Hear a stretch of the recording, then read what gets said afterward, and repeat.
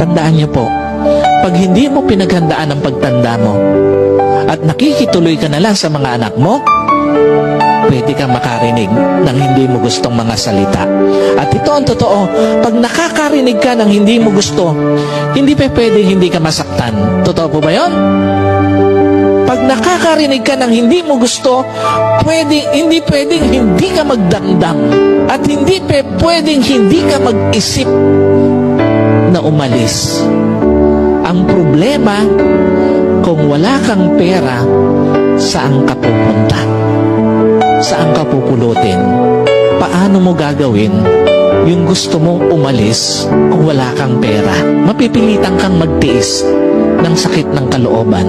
Mapipilitan ka na tiisin na lang yung naririnig mo na masakit sa mga anak mo o sa manugang mo. Alam niyo po, ganun ka-importante na napaghahandaan natin yung ating pagtanda. Kasi nga, habang tinitiis mo yung mga masasakit na naririnig mo, nauubos yung panahon mo na hindi mo na-i-enjoy yung pagtanda mo. At malungkot yun na kukunti na nga lang ang panahon mo, hindi mo pa ma-enjoy yung pagtanda mo.